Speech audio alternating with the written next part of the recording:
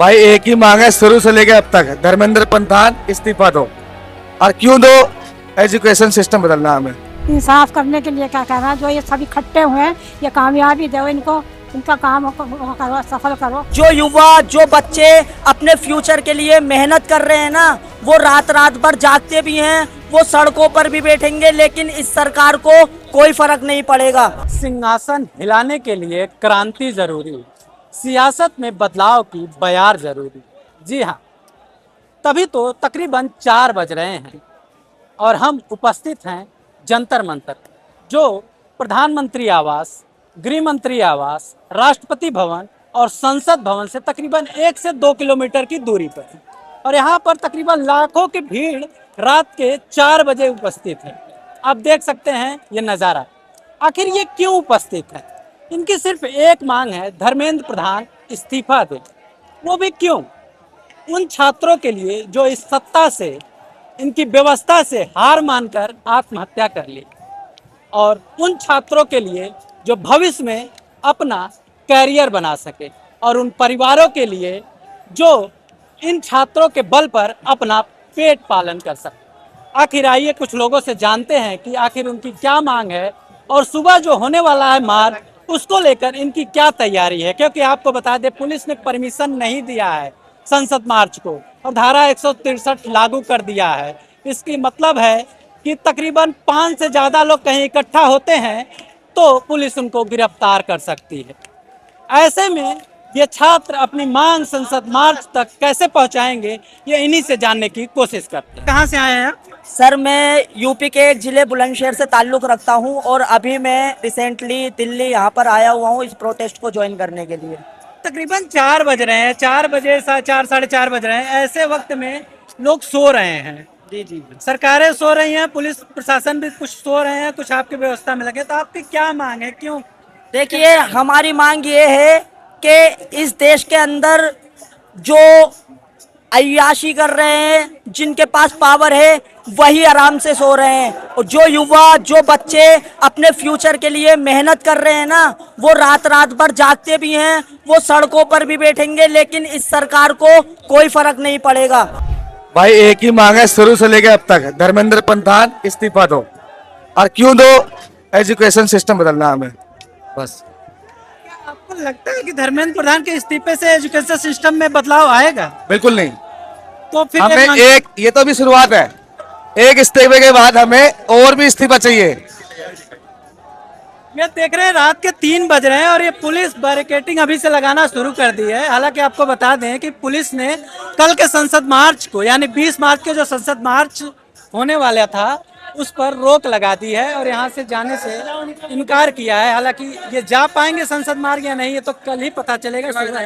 फिलहाल इनसे बात करते हैं कि अगर कल पुलिस रोक देती है तो उसके बाद आप लोगों का क्या कदम रहेगा?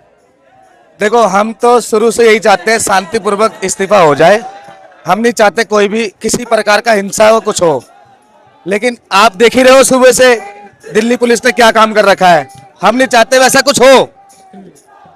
लेकिन एक तरह से आपने कहा कि सुबह क्या चाहते हो, मैं तो चाहता हूँ सीधा चलो संसद, और कुछ नहीं चाहता मैं। संसद जाने से आपको लगता है कि आपका समाधान हो जाएगा?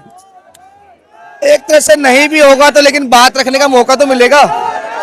अगर यहाँ नहीं मिल रहा है, देखो यहाँ तो कोई मीडिया आ नहीं रही है। एक चीज बताइए, 20 दिन से तकरीबन भूख हड़ताल चल रहा है और 1 महीने से ये सीजेपी का आंदोलन चल रहा है। बिल्कुल। इसको लेकर सरकार ने आज तक एक बयान तक नहीं दिया। तो आपको लगता है कि कल संसद मार्ग जाने से आपके सरकार के कान में जूं रेंगेगा? अब आप यही से लगा लो कि सरकार के कान में जूं तक नहीं जा रहा है। डरती है सरकार युवाओं की आवाज से, आने वाली पीढ़ी से डरती है सरकार, और डरती रहेगी। सर जब तो सारे जैन जी यहाँ आए हैं, यही तो, उन्हें अपनी आवाज सुनाने के लिए। आपको लगता है कि सरकार कल से जो संसद मार्च करेंगे उससे सरकार सुनेगी आपकी? ये सर सुनेगी। सुनना तो पड़ेगा आप उन्हें। कहाँ से आए हैं? उन्हें सुनना तो पड़ेगा। इतने सारे बालक इकट्ठे हुए हैं, नई बालक हैं। कहाँ से आए हैं? हम मेरठ से आए हैं। अच्छा, मेरठ से। हम स्पेशली केवल इस प्रोटेस्ट को समर्थन? प्रोटेस्ट के लिए, क्योंकि एजुकेशन सिस्टम हमारा फंडामेंटल नींव है, इधर चेंज करवाने के लिए। सब बालक जैन जी है यहाँ पे। वैसे भी पढ़ाई करते हैं या? यस, मैं पढ़ाई कर रहा हूँ अभी। हम पहली बार किसी प्रोटेस्ट में आए हैं इसी वजह से। अच्छा, आज पहली बार आए हैं जी। भाई साहब, आप कहाँ से आए हैं? मैं तो दिल्ली से ही हूँ। अच्छा, दिल्ली से हैं आप। इस आंदोलन में रात के 3, साढ़े 3, 4 बज रहे हैं। हाँ। क्या कारण है? एक्चुअली देखो, इतने टाइम से हर जगह पे ये गवर्नमेंट कुछ न कुछ कर ही रही है। लोग हमेशा प्रोटेस्ट करते हैं, हमेशा वो भाग जाते हैं, कभी कोई जवाब नहीं दिया है। इस बार हम लोगों ने सोच लिया है कि हम भले ही शहीद हो जाए, लेकिन ये हम करके रहेंगे, ये प्रोटेस्ट हम करके रहेंगे। कहाँ से आई हैं?